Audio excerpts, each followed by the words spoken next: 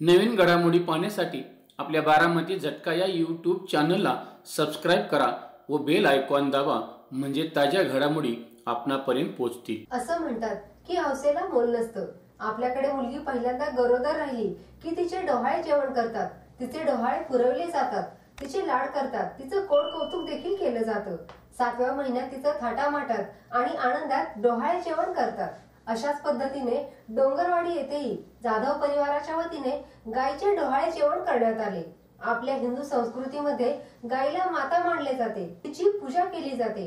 अनेक वर्षांपासून सुरू असलेला गोंदवलेकर महाराज यांचा जपाचा कार्यक्रम असताना जाधव कुटुंबियांच्या त्यांच्या घरी असणाऱ्या गायीचे डोहाळे जेवण करण्याची आयडिया त्यांच्या मनात आली आणि लगेचच त्यांनी त्यांच्या दारातील असणाऱ्या देशी गायीचे डोहाळे जेवण करण्याच्या तयारीला सुरुवात केली। दारामध्ये सुंदर रांगोळी काढण्यात आली होती। तांदूळाचा चौक काढून त्यावर गायीला उभा करण्यात आले होते। गायीला फुलांनी छान सजवले होते। गायी पुढे पेढे, बर्फी, जिलेबी, लाडू, करंजी अशा फराळाच्या पदार्थांची मेजवानी होती। तसेच अनेक प्रकारची फळेही होती।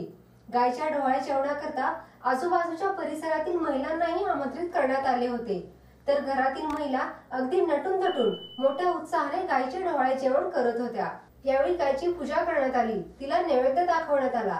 यावेळी तुकाराम दिनकर जाधव, संगीता तुकाराम जाधव, दीपक तुकाराम जाधव, प्राजक्ता दीपक जाधव, सागर तुकाराम जाधव, राजू शिवाजी जाधव, योगेश राजू जाधव, ताई राजेंद्र जाधव, बाबूराव शिवाजी जाधव, वैशाली बाबूराव जाधव असे सर्व जाधव परिवारातील सदस्यांसह जप संकुलचे महाराष्ट्र राज्य उपाध्यक्ष धैर्यशील भाऊ देशमुख, मीनादेवी देशमुख, सतीश बर्गे आदींसह डोंगरवाडी गावातील ग्रामस्थ उपस्थित होते। यावेळी आलेल्या सर्वांनी मनपसंत भोजनाचा आस्वाद घेतला।